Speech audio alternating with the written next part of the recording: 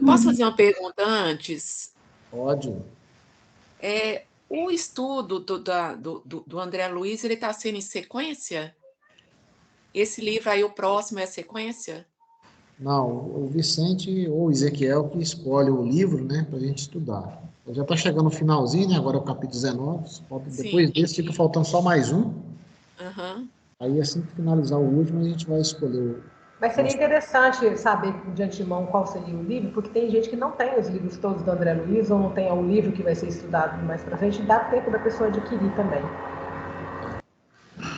Eu me lembro, por causa do filme que passou Os Mensageiros, na época o Vicente falou assim, a gente podia estudar esse livro agora. Aí a Aline já falou que não lembra disso, mas eu me recordo que teve um comentário assim, que o próximo seria Os Mensageiros. Os Mensageiros, nós já estudamos eles Ah, tá. durante a pandemia, né? Entendi. Então, aí vamos ver. Depois o Vicente pode nos ajudar aí, Vicente, escolher um novo livro. Então vamos lá, Amanda? Sim.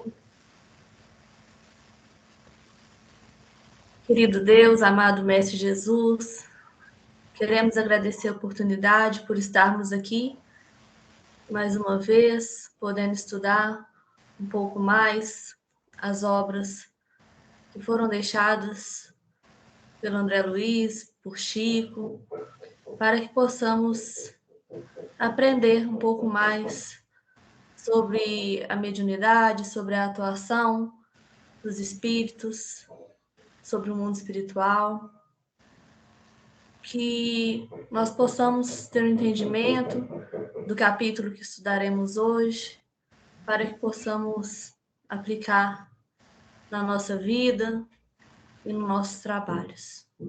Que assim seja. Que assim seja. Então, Aline. Hoje é o capítulo 19, né, a Serva Fiel, né? E o capítulo já começa ainda falando do Cavalcante, né? Das consequências da eutanásia no corpo, no perispírito dele e no que aconteceu depois disso, né? E é bom a gente se atentar, porque eu gosto muito de entender a parte biológica e científica da coisa, mas assim, não tenho conhecimentos profundos de biologia, de neurociência, de nada disso, mas eu andei pesquisando, né? Que ele falou assim, que a injeção sedativa que afetaram o perispírito dele é como se for um choque elétrico, né? Aí eu fui pesquisar qual que é o efeito do choque elétrico do ser humano, né? No sentido de quais as consequências disso nas células, né? Então, aí ele falou assim, que os efeitos espirituais da eutanásia por injeção sedativa de analgésicos em alta dose são semelhantes a um choque elétrico. Então, aí eu peguei um artigo, depois eu vou passar para vocês todos esses links, tá? Que eu peguei a respeito do assunto. Na internet, peguei de um estudo, né? São 3 pesquisadores falando qual é o efeito do choque elétrico por raio ou por eletrocução, de alguma forma, no sistema nervoso, né? Então, eu peguei a partezinha que fala da consequência especificamente, né? Pacientes podem apresentar perda transitória da consciência, confusão mental e déficit de memória. Lesões neurológicas tardias podem se apresentar dias ou anos após a lesão, assim como complicações neuropsiquiátricas que incluem depressão, ansiedade, alterações comportamentais e tentativas de suicídio, no caso do encarnado, né? Então, aí a gente tem uma noção de como que ele chegou lá depois com esse choque, né? Semelhante a um choque por causa dessa alta dose de medicação. E aí também acabou que ele falou que essa droga ela tem propriedades elétricas específicas, né? E ela atua na célula, deveria atuar na célula quando é para a cura assim, né? Para tratamento, ela deveria atuar na dose, literalmente na dose certa, né? Mas no caso do Cavalcante, a intenção ali era desencarnar a pessoa, então era para mais mesmo, né? Então, assim, me fala que as células, né, o medicamento, ele tem elementos de eletricidade, né, na composição dele, né? E aí todo medicamento atua no nível celular através de propriedades elétricas, né? Eu vou passar para vocês depois, é para vocês verem depois, tá? Porque é demorado, mas é muito legal uns vídeos de uma professora ensinando quais os efeitos, como é que funciona esse negócio da célula, da eletricidade na célula, né? Então, é necessário que o medicamento aplique as combinações químicas de acordo com a verdadeira necessidade fisiológica. Então, é nem para mais, nem para menos, né? Porque o corpo humano depende fortemente de cargas elétricas, né? Pulsos de energia semelhantes a relâmpagos atravessam o cérebro e os nervos, e a maioria dos processos biológicos depende de íons elétricos que atravessam as membranas da célula do nosso corpo. Esse vídeo que eu vou passar para vocês depois, o link para vocês verem, ela vai explicar de uma maneira muito fácil, muito interessante, bem didático, como é que funciona a questão da eletricidade, dos íons positivos, dos positivos e negativos, né, dentro e fora da célula, né? E como é que funciona essa passagem da membrana. Então, se a coisa for equilibrada, põe tudo de volta no lugar e reequilibra como diz, põe tudo em harmonia. Mas no caso do medicamento que foi em excesso, ou aí a gente pode colocar não só a droga da eutanásia, né? A gente pode colocar a droga em si, quando a pessoa faz uso de droga, quando a pessoa faz uso de bebida alcoólica demais, né? Então tudo, a famosa, como a minha avó falava, tudo que é demais passa, né?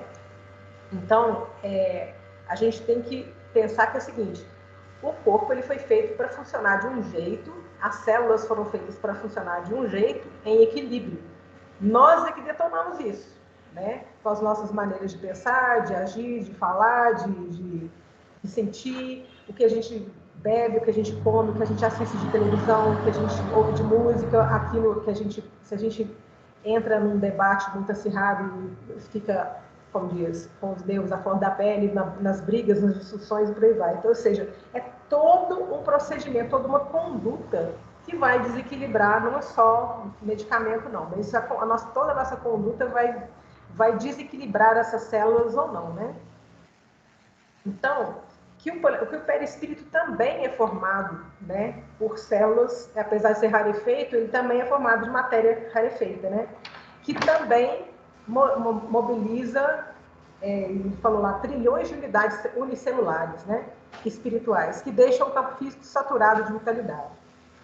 Então, você imagina, se toda a nossa conduta, todo o nosso sentimento, todas as nossas emoções, elas afetam as células do nosso corpo físico, nós vai afetar também as do perispírito, né? Quando desencarnados também, a gente fica todo descompensado, né? E aí a gente leva o que a gente está aqui, eu estou encarnada, se eu desencarno no momento, por exemplo, de uma forte emoção, de raiva, de ódio, de indignação, o que quer que seja, isso vai comigo, porque as células o Ezequiel fala, né, que os neurônios são células que são intermediárias ali, elas tanto estão no plano físico quanto no plano espiritual. Quando a gente desencarna, elas vão junto com a gente. Então leva tudo que a gente tem também. Por isso que fala que morte não torna ninguém santo, né? Mas aí, pelo contrário, evidencia todo o sentimento que a gente tem. Se a gente tem um pouquinho de ódio, quando a gente chega lá, a gente não tem mais o abafador que é o corpo, a gente chega, né, com ódio lá em cima. Mas na droga também, no caso do Cavalcante, ela foi além do que devia, e aí, igual ele falou, foi como se fosse um choque elétrico, né? Imagino que não deve ser nada agradável, né? E aí, com essa perda de memória, igual ele falou lá, que os efeitos, né, perda de déficit de memória e por aí vai, confusão mental, depressão, imagina o trabalho que deve ter dado para a espiritualidade reequilibrar ele, né? Então, aqui, ó, no caso do Cavalcante, o anestésico em altas doses lesou os neurônios, causando desequilíbrio, perda de memória e confusão mental, como nos casos de eletrocução. A droga, em grande escala de dosagem, fez seus efeitos serem prolongados após o desencarne dele, né? Tudo está integrado, corpo, espírito, vaso e conteúdo, forma e essência, né? Produzem luz, ou seja, eletricidade, para os objetivos da vida. Olha que prazo bacana. tudo produz luz para os objetivos da vida. Olha que frase fantástica essa que ele fala. Então, nós somos um emaranhado de células que utilizam eletricidade o tempo todo, né? E esse emaranhado de células e de matéria que se faz, que usa dessa eletricidade, dessa luz, é para o nosso aprendizado, para a nossa evolução. Então, o corpo físico é um aglomerado de células, né? De seres vivos, né? Que também tem, todos eles individualmente têm a parte elétrica, né? A eletricidade dentro delas, né? E eles estão unidos para que a nossa luz se faça. Olha só que coisa mais linda, né? Porque se a gente for ver, cada elemento ali uma luz que junta, faz o nosso corpo, que nosso corpo também, com o nosso espírito, vai gerar essa luz, né? Dependendo do nível como é que fala? De nível de espiritualização que a gente adquirir, né? De evolução que a gente adquirir. E a gente vai ser luz para quem está em volta e luz para o bairro, para a cidade, e por aí vai, né? E a eletricidade o tempo todo. Pode falar, Patrícia. Você está mudo, tá? Isso. É porque eu achei esse página muito densa nos conceitos. Eu achei essa página muito densa nos conceitos. Da interação do espírito, do perispírito com a matéria, né? Nesse caso, a chama da vela e o material incandescente, né? O que é a chama e o que é o material incandescente? A chama é o próprio material incandescente associado ao meio ambiente, ao oxigênio, essas coisas todas, né? E no parágrafo abaixo aí, eu queria que você, se você puder, detalhar para mim, porque eu achei também, assim, muito bem, né? Quando ele fala que o espírito fundamentos, vale-se da matéria transitória nas associações, com um material didático sempre mais elevado, no curso incessante da experiência para a integração com a divindade suprema. Que eu não estou identificando o pedacinho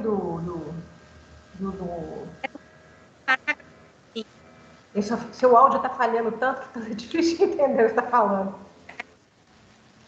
Estou falando no parágrafo seguinte. Tá, deixa eu ver aqui.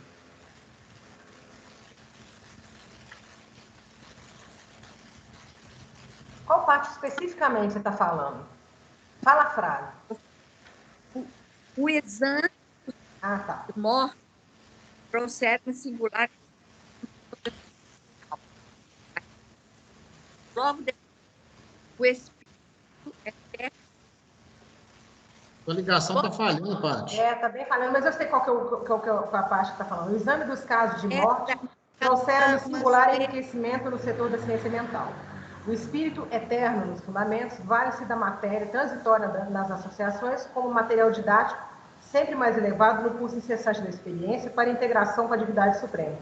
Basicamente, ele está falando isso, que o nosso mercado de células, né, apesar de ser transitório, né, ele é o nosso recurso didático para aprender e para evoluir, para crescer, para evoluir ali no caso, né? Então, eu ia chegar nessa parte, né, que a gente utiliza da matéria como ferramenta de evolução.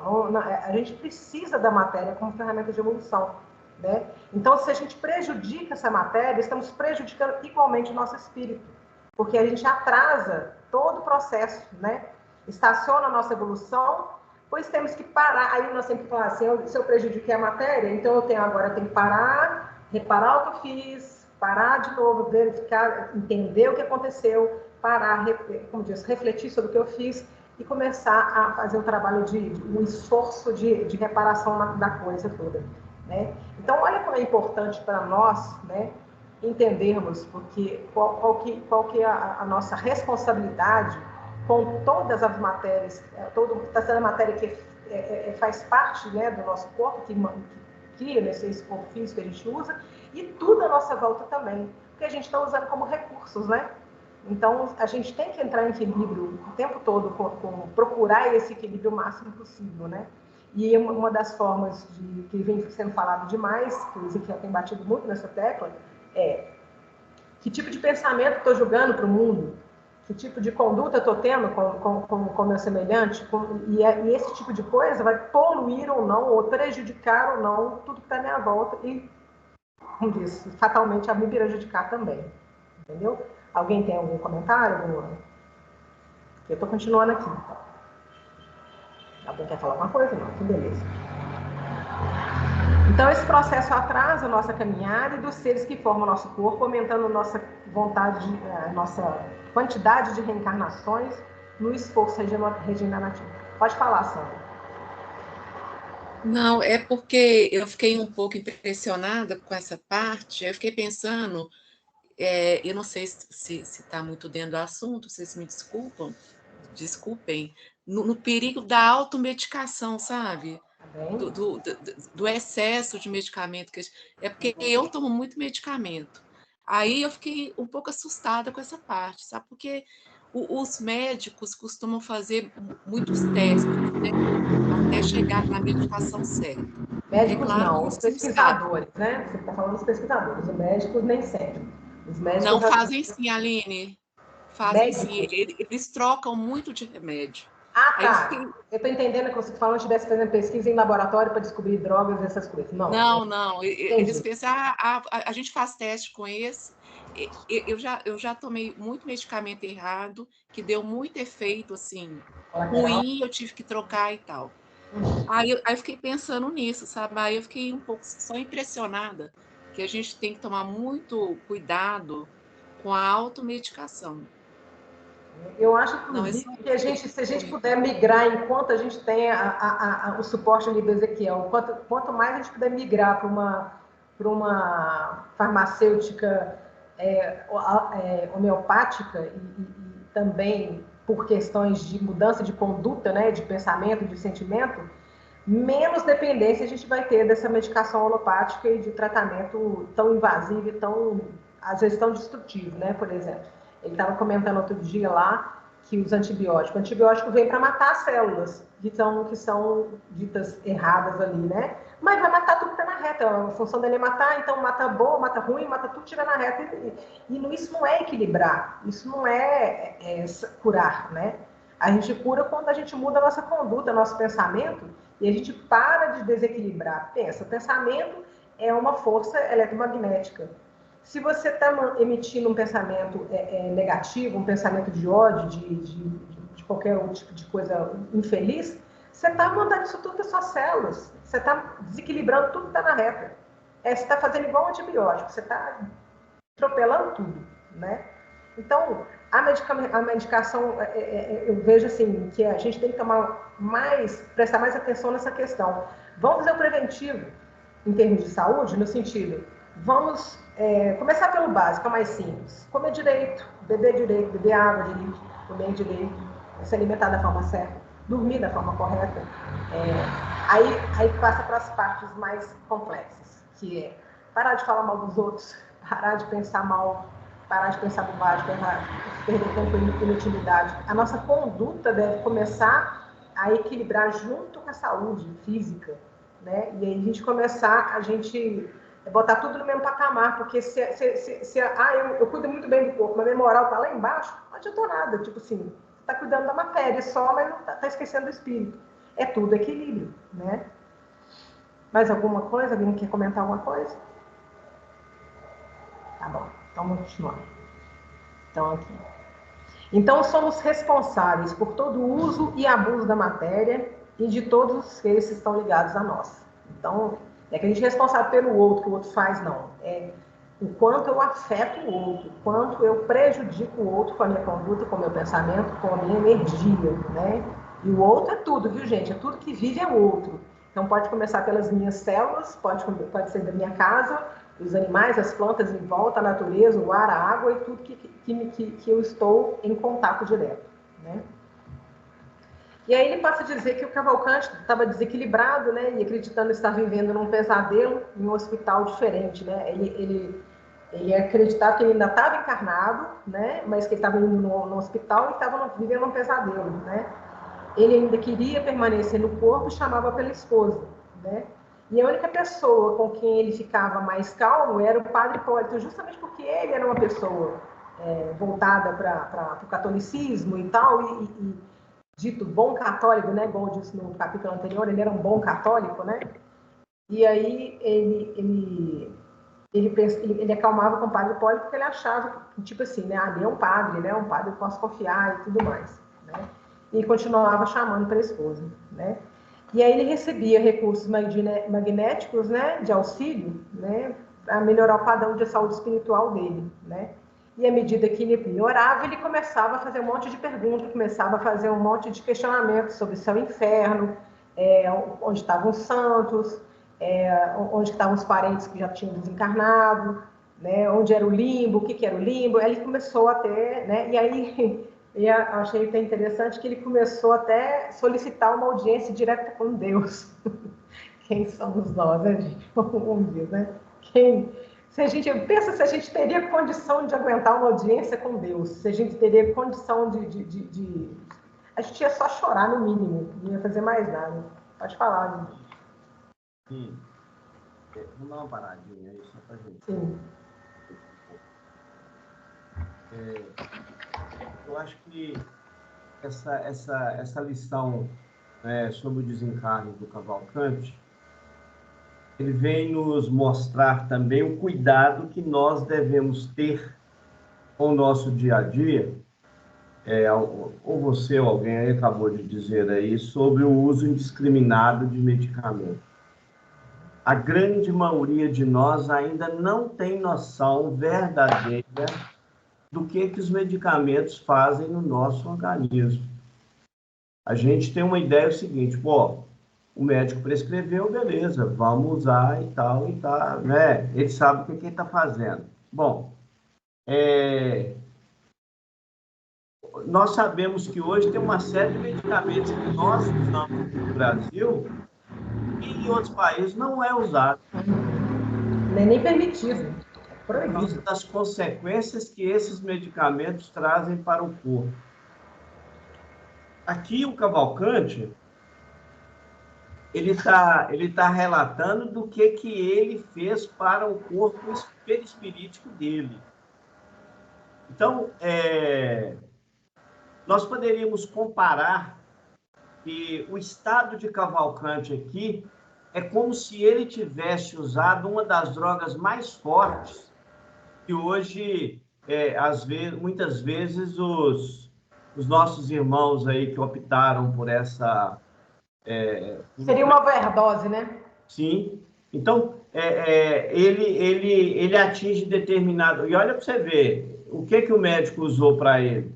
Usou uma espécie de anestesiante, né, para que o corpo dele pudesse paralisar e o processo do desencarne. Por que esse paralisante aí? É um anestesiante que ele usou, as células vão perder simplesmente o seu objetivo, não vai haver nenhum tipo de comunicação entre os órgãos e o corpo vai morrer, né? Ou seja, a mente dele não consegue fazer nada. Tá? Se a gente ler lá o processo anterior, lá no desencarne, a gente vai ver isso. Então, para a gente, inclusive, ter um cuidado. Hoje nós sabemos que um monte de pessoas, eu falo muito isso lá na segunda-feira, tem um monte de pessoas que não dorme mais se não for à base de remédio. Então, imagina ao desencarnar o que vai acontecer com essas pessoas que dependem de remédio para dormir. Então, assim, e é claro que a gente sabe que a medicina, os médicos... eles não fazem com maldade, é claro, né? Para aliviar a dor do outro, eles vão, né, prescrever ali. Então, assim, a gente tem hoje aí uma série de medicamentos que são usados para tranquilizar. Aquilo é aparente. Dentro da minha visão, ele é aparente. Aí ele poderia temporariamente fazer isso, sim, mas as células do corpo vão lutar contra ele. E vai chegar um tempo em que você vai ter que começar a usar doses maiores, e aí você entra num processo complexo. Então, na realidade, você estaria matando o corpo. É bem complicado. Você está viciando cada ser vivo que está ali como célula formando seu corpo. Você está não só destruindo alguns, mas você está viciando outros, né? Está criando essa dependência, como você falou. Eu fico pensando, por exemplo, as pessoas que às vezes... diz que o psicólogo não dá remédio, não pode fazer prescrição, né? O psiquiatra é que normalmente faz prescrição. Mas aí eu separo e penso e falo assim, normalmente os remédios que os psiquiatras usam, a grande maioria deles são tarja preta, que a gente conhece, né? Você imagina o que deve ser um medicamento tarja preta? O que ele deve fazer no organismo? Porque você pega, por exemplo, uma pessoa aí que tem assim, um desequilíbrio emocional, lá no centro mesmo tem algumas pessoas que frequentam lá e que eles têm um certo desequilíbrio emocional. E eles fazem o uso desses medicamentos fortes, ao ponto, às vezes, de pai ou mãe, às vezes, conversar com a gente, né? E mostrar o que ele faz quando ele usa o remédio, ao ponto da pessoa não querer usar o remédio por saber o que vai acontecer. Então, é como se deixasse a pessoa completamente neutralizada da vida. É como se ele perdesse a consciência do que ele faz no dia a dia. Então, isso é realmente muito sério, sabe? Muito sério. Eu queria só fazer uma parte, tem direto com essa sua fala. Eu acho que há casos e há casos, há abusos e necessidades, né? Sim. Logicamente, há doentes psiquiátricos que têm um desequilíbrio neuroquímico no cérebro e que precisam de um medicamento, né? Só que esse medicamento ele deixa de ser acompanhado. A pessoa melhora e fica por isso mesmo, né? Então, seria o correto seria essa pessoa ser acompanhada por um psicólogo, por um psiquiatra e, se fosse o caso, por uma crença qualquer que seja, né, ou católica, ou espírita, ou evangélica, que pudesse dar um suporte para que a pessoa pudesse se reerguer e não continuar a precisar desse amuleto. Mas há casos, né, principalmente de esquizofrenia, que esse remédio tem que ser administrado e muitas vezes não pode ser retirado, né? É só essa parte, assim, porque tem uma prescrição que é indicada, mas é mínima. A maioria faz mau uso, realmente, desses produtos químicos. A Ana queria falar alguma coisa, Ana? É sério? Era dentro disso que a Patrícia está falando, que eu acho que, né, ainda mais esse estudo que vai para o YouTube, né, às vezes uma pessoa pode se deparar e irresponsavelmente, né, sem um acompanhamento médico, retirar esses medicamentos de uma vezada, né, também é um prejuízo orgânico horroroso, né? Então, principalmente pacientes psiquiátricos, né, eles têm a tendência de qualquer pessoa parar de usar, né? E tira de repente, é um prejuízo. Eu tenho um testemunho próprio meu, né? Eu estava utilizando, eu não sabia que era, eu não tinha conhecimento, uma médica ginecologista para melhorar os meus esses fogachos, esses calores, me receitou a paroxetina e eu não sabia que era remédio psiquiátrico.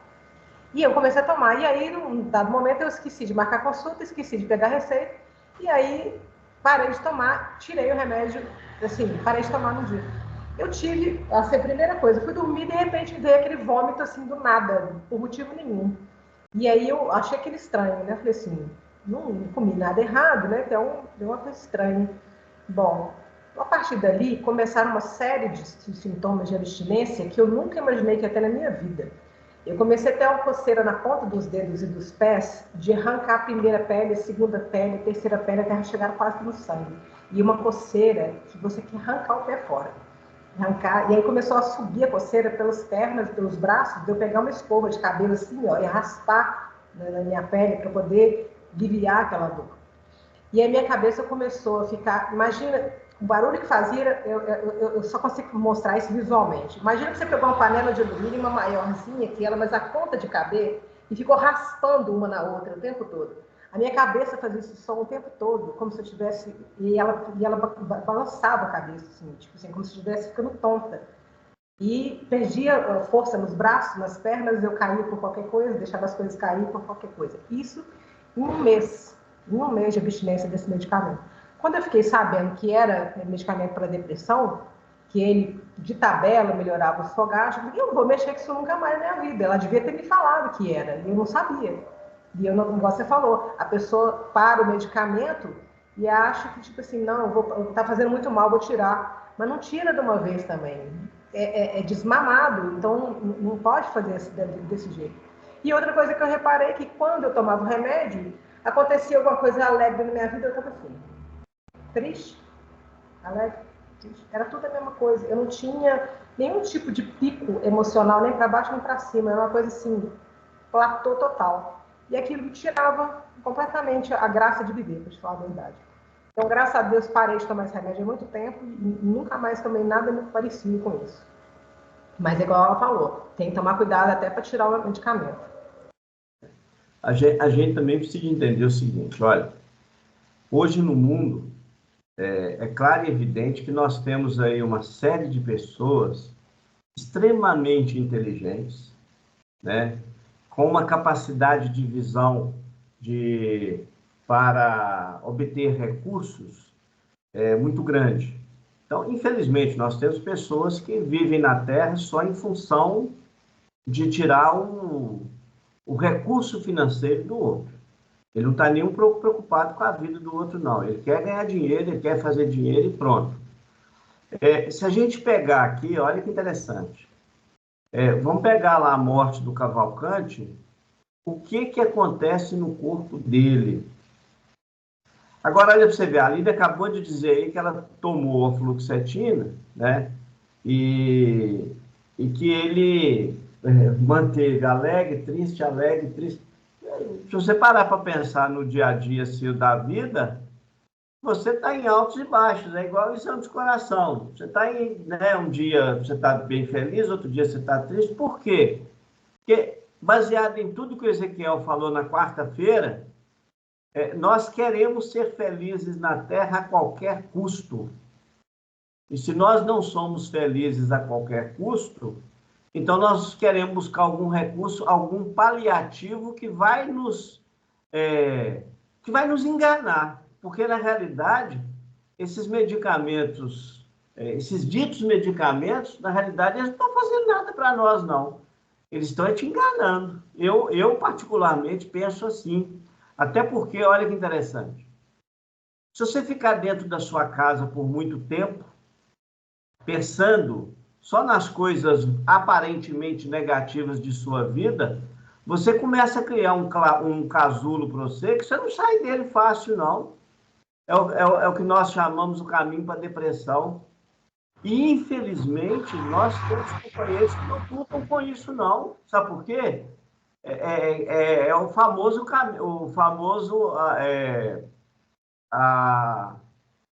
é que fala?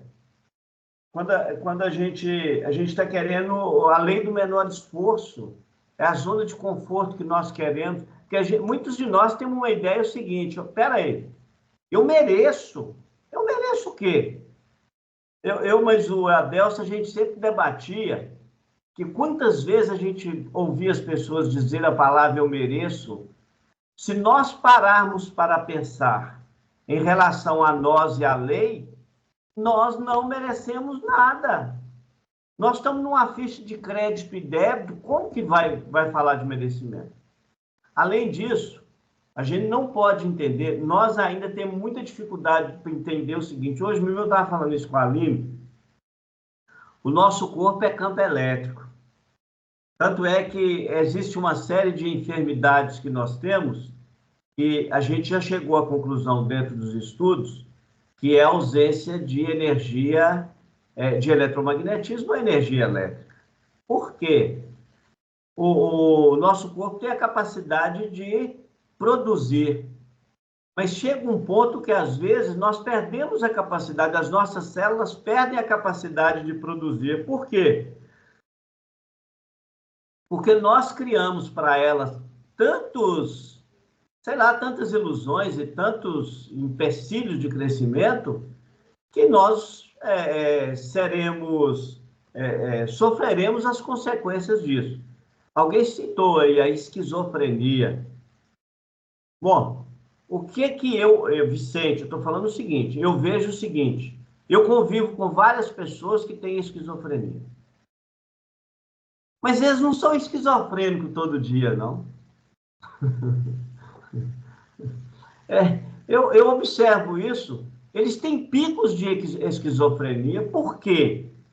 É isso que me chama muita atenção. Eu conheço uma família que todos os filhos são esquizofrênicos, todos, os 3.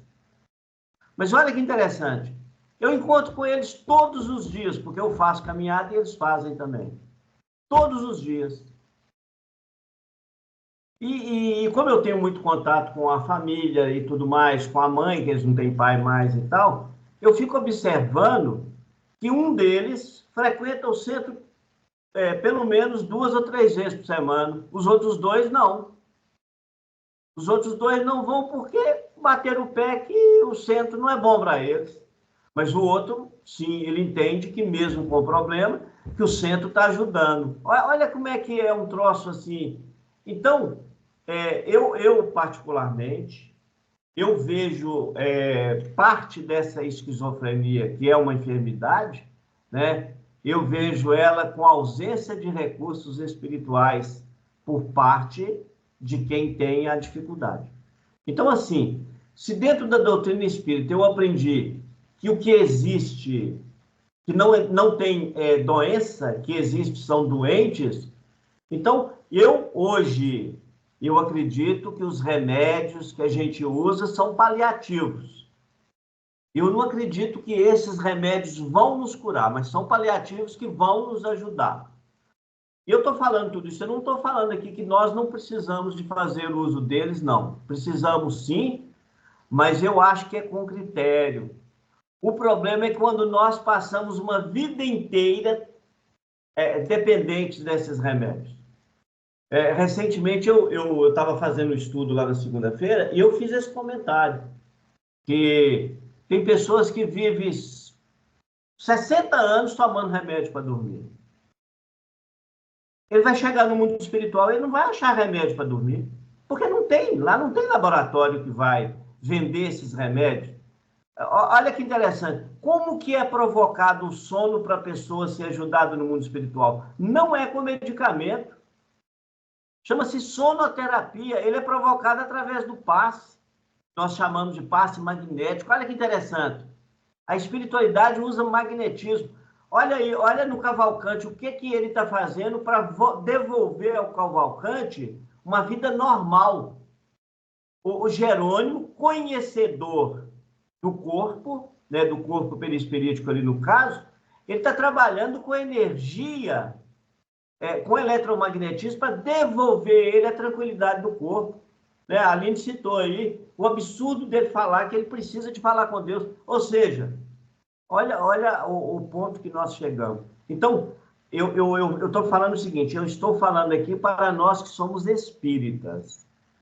Então, a gente precisa, sim, de pensar sobre isso, né? Ó, eu tomei um remédio aqui, XXX. Eu vou conversar com o meu médico para ver a possibilidade de eu deixar de tomar esse remédio. Eu tomo X grama, vou diminuir isso, vou diminuindo até, como vocês disseram aí, desmamar, né?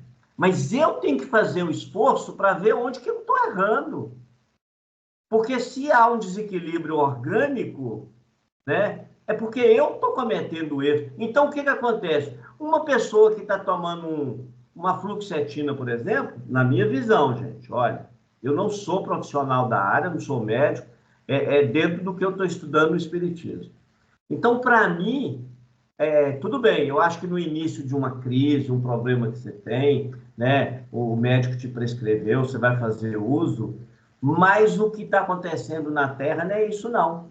Você olha para uma pessoa que toma medicamento há 10, 20, 30, 40 anos fazendo uso do mesmo medicamento, então você vê ele como normal. Mas se ele parar de tomar, de usar a bengala dele, acabou, ele vai cair. Então, não está normal. Ele já viciou as suas células. Agora, você imagina quando ele retornar para o mundo espiritual. É isso que o Jerônimo está mostrando para nós, através do Cavalcante, os efeitos que vão acontecer lá no plano espiritual. Então, olha para você ver, está todo mundo entendendo que aonde está o seu tesouro, aí está o seu coração, e a gente acha que tesouro é só pessoas, que é só dinheiro. Não. Se o remédio é uma droga, ele passa a ser um tesouro na vida da gente também. A Célia quer falar aí, depois a Ana. Fala, Célia. Quando a gente fala biomedicina, né, a área de biomédicas, a gente aprende que toda medicação é uma droga, mas nem toda droga é uma medicação. Existe um limite, né? Então, toda medicação é uma droga. Toda medicação tem um efeito colateral. Por isso, ela precisa de ser prescrita e acompanhada. E aí, a gente tem uma população hoje terrestre hipocondríaca. Esse que é o problema. As pessoas não conseguem ir ao médico, e se não sair de lá com uma receitinha, o médico não vale nada. E a pessoa não entende, a outra questão, outro problema, além da hipocondria, né, que qualquer coisinha a gente corre atrás de uma drogazinha, que é o remédio, que é uma droga lícita, né? O remédio é uma droga lícita. E você tem necessidade, às vezes por um tempo, para se equilibrar daquela droga, mas a pessoa abusa por causa da questão do hipocondria, porque nós somos seres que pensamos, somos imediatistas, né? A gente quer o negócio para ontem, aqui a gente quer que resolva o negócio agora. Por exemplo, a Aline contou um caso, mas tem vários casos que eu já cuidei, pessoa com cefaleia, toma analgésico, cefaleia, dor de cabeça, toma analgésico. E essa pessoa tinha um aneurisma cerebral.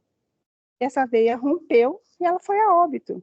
Porque ao invés dela procurar saber qual a causa da dor de cabeça, ela estava tomando um paliativo, como diz o Vicente, porque o analgésico é um paliativo. Agora, além da hipocondria, que a população mundial está nela, a gente tem outra questão seguinte, não só medicação, né, que a gente chama de medicação, mas na verdade são drogas, né? A gente tem todos os vícios, né, com a comida, com o álcool, né, as nossas atitudes. Eu acho, Vicente, que a gente está um pouco aquém dessa população que teria consciência que aquela comida vai te fazer mal, que aquele desregramento emocional vai te fazer mal. A pessoa muito colérica, que reclama de tudo, que tudo está ruim, ela vai ter problema. A pessoa angustiada, que está sempre com ansiedade, ela vai ter problema físico. Só que nossa população ainda não chegou a esse ponto, né? A gente ainda, eu acho que não vai ser essa geração, nem nossos filhos vão ter essa consciência ainda, né? Independente se a gente está no mundo espírita ou não. Porque a gente tenta colocar na cabeça das pessoas o seguinte, você é aquilo que você faz. Então, você é aquilo que você come, você é aquilo que você acredita, você é aquilo que você escolhe para a sua vida. Bom, final, né? E a medicina hoje, ela melhorou a expectativa de vida da população mundial de 45 anos para 85. Então, apesar das drogas serem prescritas com critério, porque as pessoas estudam, eu sei que a indústria farmacêutica, eu até coloquei um artigo para vocês lá na homeopatia, que a indústria farmacêutica, ela manipula muito a questão da prescrição médica, mas ela deu a longevidade para o ser humano também. Então, é uma faca de dois gumes. A questão é você saber usar. Por exemplo, abacate faz mal? Não, mas se você comer demais, faz. É uma fruta. né? Então, assim, tudo a gente não pode nem tentar o mar nem tanta terra, é a linha do meio. A Meire fala muito isso, na Meire, que fica com o Leo na quarta-feira, ela fala muito. O problema é a gente achar a bendita da linha do meio, né? Porque a gente fica num pêndulo, ou a gente está no extremo negativo ou no extremo positivo. Você tem que achar a linha do meio. Você pode comer de tudo? Pode, desde que com parcimônia, com critério. Aí tem outras questões de vícios que a droga vem para amortecer, são as doenças psiquiátricas, que ainda, se você não entrar de primeiro ponto com a droga e depois com outro tratamento concomitante, não é separado, concomitante, você consegue reverter. Uma coisa, eu sou da época que a gente tinha manicômio, hoje não existe isso mais, né? Os hospitais psiquiátricos praticamente foram extintos no mundo, do Brasil, que é um país de terceiro mundo. E, Vicente, infelizmente, os países de terceiro mundo são países que o primeiro mundo testa drogas. E a gente está... Como que fala quando você... Cobaia do mundo, né? Cobaia do mundo, mas nós somos coniventes com isso, que, por exemplo, Dorflex foi retirado do mundo. E quem é aí no grupo que não toma Dorflex? Uma droga analgésica e antitérmica. A Novalgina é proibida em alguns países, aqui no Brasil. A Novalgina, em uso de excesso, ela causa aplasia de medula óssea, principalmente em criança, por isso você não pode dar dipirona para quem é bebê. Então, assim, a gente tem uma frase popular que é muito interessante, assim, de médico e de louco todo mundo tem um pouco, não é? Isso é sapiência popular, né? Porque todo mundo se automedica. Você está com dor de dente? Isso aqui é bom, eu tomei, foi ótimo para mim. Isso é uma cultura do brasileiro, né? Quanto mais interiorando, pior ela fica. Mas, assim, o que a gente tem que mudar é a mente, né? A postura das pessoas. Hoje eu estou voltando de um sítio e um cachorrinho estava correndo atrás do carro e o cachorrinho era daquele grupo. O cachorrinho disparado atrás do carro e o carro continuou andando, sabe?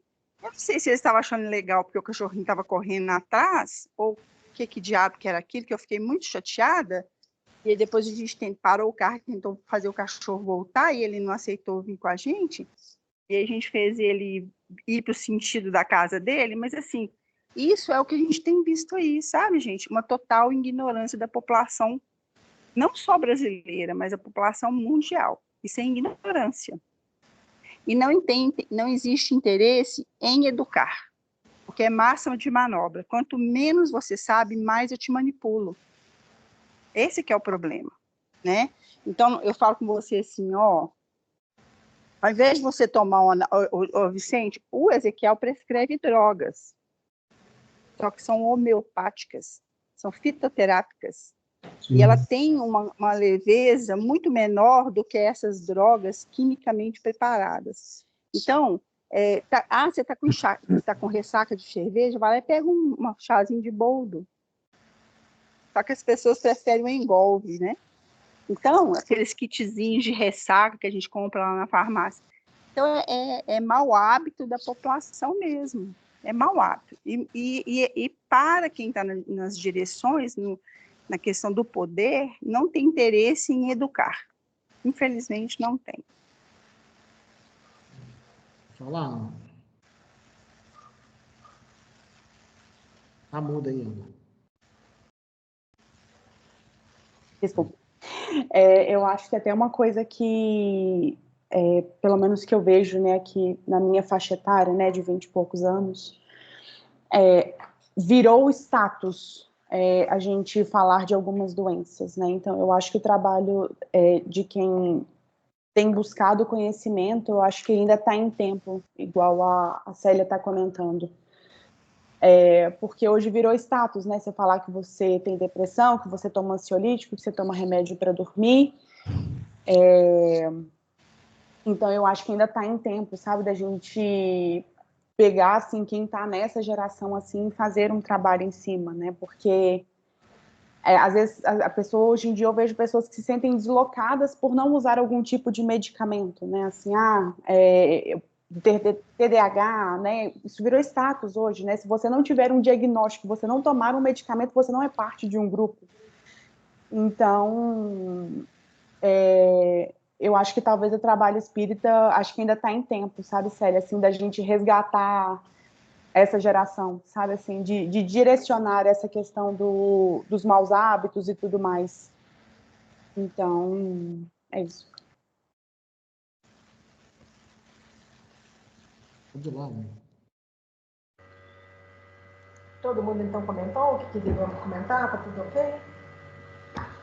Então, acho que essa parte do que aconteceu com o Cavalcante, né, nós entendemos bem, né? E agora é refletir sobre isso, né? Sobre como que a gente vai, a partir desse conhecimento, começar realmente a mudar a maneira de pensar, a maneira de agir, a maneira de sentir, as nossas refletir mesmo, amadurecer, porque eu vejo muito essa questão da droga que está falando aí, né, da fuga pelas drogas. É uma fuga, né? A pessoa não quer lidar com frustração, não quer lidar com as demandas da vida, e ela quer anestesiar aquele sentimento, quer fugir daquela realidade, e ela vai usar droga de todo tipo, né? Ou então utilizar-se de recursos para poder não lidar com o problema. A gente está se enfraquecendo nesse sentido. A gente está usando droga, medicamento, droga como muleta para uma perna atrofiada que a gente deixou de usar. Nós temos uma perna, é só usar. Vamos fortalecer essa perna e vamos começar a caminhar, entendeu? Não é... Pode falar. Ô, Aline, você está lembrado que eu fiz um comentário aqui, isso está lá no livro de André Luiz, acho que é Entre o Céu e a Terra, ele fala das cirurgias psíquicas que a medicina vai promover no futuro. Inclusive, o Ezequiel chegou a falar sobre... ele fez um comentário da importância que vai ter os psicólogos no futuro, mas não vai ser um tipo de psicologia que é usada hoje, não. Então, olha que interessante. Como que, isso dentro do que a gente andou vendo por aí, como que serão essas cirurgias? Porque a gente tem uma ideia, o seguinte, o que é a cirurgia? A cirurgia que a gente, do cotidiano nosso, é extirpar o mal que está trazendo para o corpo.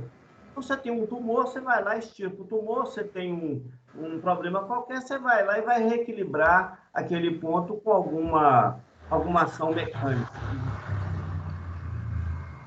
Agora, olha que interessante. Como nós estamos falando de corpo intermediário, que é o perispírito, então, como que vão ser essas cirurgias psíquicas? Elas só podem ser por energia, que não tem jeito de ser de outro jeito. Então, eu entendo o seguinte, para uma pessoa que já reencarnou aqui 5 vezes, 10 vezes, com o mesmo vício que ela não consegue vencer aquele vício... Então, eles vão ter que trabalhar, porque isso no mundo espiritual é feito. Quando a gente começa a estudar, né, mais profundamente, a gente vai ver que isso já é feito no mundo espiritual. Não é a cirurgia de ir lá e cortar alguma coisa. É a cirurgia de trabalhar com aquilo que nós temos, que é a nossa ferramenta mental. Então, eu acredito que, para nós ainda numa condição materialista...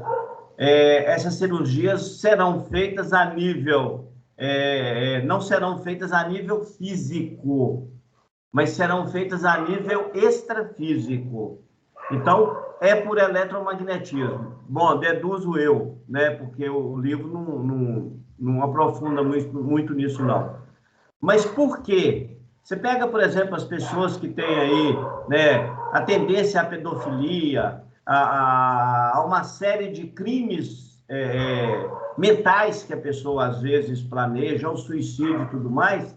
Então, você pega, por exemplo, uma pessoa vai ter uma reencarnação. O mundo espiritual sabe que, em 100%, 70% ele vai desencarnar por suicídio. E isso vai acontecer sucessivamente. Então, imagina o desgaste que é para o mundo espiritual preparar uma reencarnação com uma pessoa. Porque para nós... É uma logística que fica se repetindo sem aproveitamento, né? uma a gente acha que logística é um ato complexa. sexual só, e não é. Um processo reencarnatório é um processo complexo demais. Aliás, quando eu estava falando do negócio da luz aqui, né, de cada célula de eletricidade, não sei se vocês já viram o vídeo do óvulo sendo fecundado, como é que ele emite luz. Vocês já viram? Que coisa mais linda? É por aí. Não é um ato ao acaso, não. Uma coisa Eu deixo claro aqui, eu não sou contra o uso de medicamentos. O uso de medicamentos é uma necessidade que nós temos. Ele é apoiado pelo mundo espiritual. A questão é quando nós não sabemos definir o limite, né? Então, eu paro para pensar, por exemplo, a Célia citou aí, por exemplo, os hospitais psiquiátricos que tinham antigamente. Como é que era feito isso no passado? O sujeito chegava lá, como dizia, doido, eles davam nele um choque elétrico, o cara ficava assim completamente apático. entregue. Ele não tinha reação nenhuma. Por quê? Olha o que a eletricidade faz no corpo. Mas aí eu acho que, no caso, foi uma dosagem além do que devia. Por isso que fica tão grogue, tão lesado, assim. Mas é isso. Sem reação. Talvez se tivesse colocado numa dose um pouco menor, talvez fizesse um efeito bacana e não tivesse deixado a pessoa tão fora de si. Mas, Aline, é isso que ele está falando que aconteceu com o Cavalcante. Foi além da coisa, foi uma overdose. É verdade. A gente acha que a eletricidade é só a eletricidade que acende a nossa luz e que move os nossos aparelhos. Não, gente. Eu vou passar uns links depois lá no grupo sobre bioeletricidade e comunicação da membrana da célula, para vocês verem a questão do íon positivo e negativo e como que funciona o equilíbrio das células. É a coisa mais linda que tem. E outra coisa que eu recomendo demais, eu não sei se é no Netflix ou no Prime Video, que tem uma espécie de minissérie, um documentário chamado O Corpo. Eu não sei se já viram. Vai falar sobre a comunicação das células, entre as células do organismo e entre os órgãos. E como que na hora que está comunicando, ela emite luz também. É a coisa mais linda, vocês têm que ver. Então, depois eu vou passar. Só para ajudar aqui você, já tem uma medicina hoje, Vicente, que chama ortomolecular e molecular. Ela estuda os mecanismos de função, de ação das células e dos componentes celulares. Então, você vai tratar, não vai precisar desses instrumentos bisturis, porque você vai tratar esses princípios químicos aí, né, que acontecem dentro da célula. Tem um trabalho que fala que as pessoas que tiveram Covid, as mitocôndrias não funcionavam adequadamente. Então, a mitocôndria é uma organela citoplasmática. Olha que interessante, né? Então, a medicina já está nesse pezinho lá no futuro, né? Para mim, ela já está com o pezinho no futuro, e principalmente agora com a questão da física quântica, ela vai atuar muito mais ainda, mas ainda não está, nós, réis mortais, teremos acesso a esses tipos de tratamento, mas para o futuro, quem sabe, né? Isso aí. Pode encerrar por hoje, né, Arida? A Sandra quer falar alguma coisa, né, Sandra? Aí eu quero falar assim, gente, é porque agora eu vou ter que falar. Porque eu já escutei a Célia falando da ortomolecular. Eu já fiz, né, a terapia ortomolecular e não foi bom para mim. Então, eu não conheço muito, eu não quis me aprofundar, porque causou um certo estrago, assim, no meu organismo. Eu tentei fazer por não querer tomar um medicamento que chama cortisona. Então, é assim, na minha opinião, ela não serve para qualquer caso. Tem que ser muito bem estudado, entendeu? Porque eu estou falando isso por experiência própria. Então, para quem está escutando, né? Então, é bom pesquisar, avaliar muito a doença e tudo, porque não é para qualquer situação, a ortomolecular. É só uma questão de avanço, né? Porque já está se pensando em coisas microscópicas, a questão essa questão que o Vicente passou aí de choque elétrico, não se faz isso mais, né?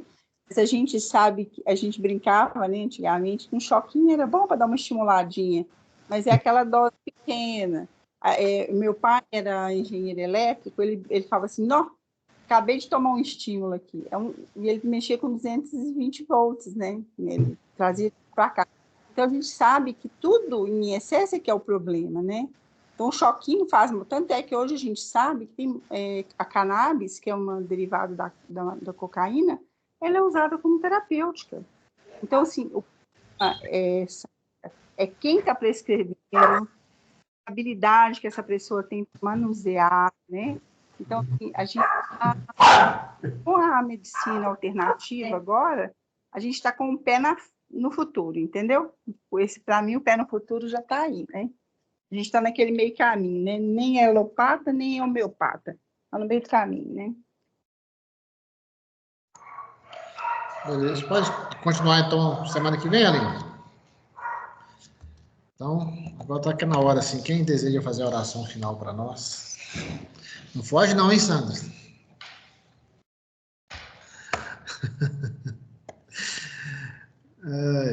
Vou pedir, então... Ah, não, Willy, que não comece a pegar no meu pé, não, pelo amor de Deus. Não, pode deixar que eu não vou te pedir, não. Pode ficar tranquilo. É só para você não sair antes da oração, pode ficar tranquilo. Só para a gente pensar, a gente tem que entender o seguinte. Olha para você ver. Quando Jesus fala lá no Evangelho que ele enviaria para nós um consolador prometido, né? Que a gente fala de consolador, que ele mandaria o consolo, só se dá o consolo para quem está desconsolado ou com a ausência dele. E a gente hoje entende o seguinte, a grande maioria de nós estamos ligados ao povo hebreu. E nós trouxemos, não daqui da terra, mas nós trouxemos de Capela, por exemplo, grandes distúrbios. Porque, olha bem, nós saímos da luz para as trevas. Então, você sair de uma casa onde você morava, onde você tinha todo um conforto, e que você não tem mais hoje, isso traz um problema muito sério para a gente. Então, nós teremos que nos esforçar na terra para podermos retornar à nossa casa à luz. Então, em razão disso, e que nós fazemos parte desse povo hebreu que passou lá pela região região do Oriente e tudo mais, a gente precisa entender o seguinte, a nossa cura, nós somos doentes da alma. A nossa cura depende das mudanças que nós propusermos realizar em nossa vida íntima, no nosso mundo íntimo. Eu posso tomar remédio, eu posso estar no médico todo dia, mas se eu não tomar a decisão, né, de fazer a minha reforma íntima, não tem tratamento nenhum na Terra que vai resolver. Porque aí é o seguinte, é lei de menor esforço. E o que a grande maioria de nós busca, na realidade, é vivenciar essa lei. Né? Só para completar. Ótimo, então. Ô Célia, faz a oração para nós. Para a gente finalizar.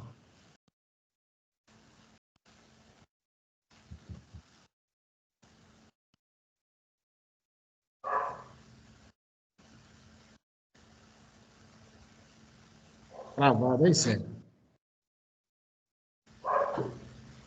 Legal. Estava conseguindo. Então, tá bom. Vamos treinar nos nossos corações, né? Agradecer esses momentos de estudo, que possamos refletir, né, sobre questões de condutas, responsabilidade das nossas escolhas, os estragos que a gente pode fazer e as curas que podemos proporcionar. A espiritualidade mantenha nossa mente clara nas nossas escolhas, nos intua naquilo que for melhor para nós. Que assim seja. Até a próxima semana. Isso aí, gente. Boa noite para todo mundo. Beijo bem. Tchau, gente. Boa noite. Isso aí. Muita paz para todo mundo. Boa noite, gente. Obrigada. Tchau. Muito obrigado. Alô, tchau.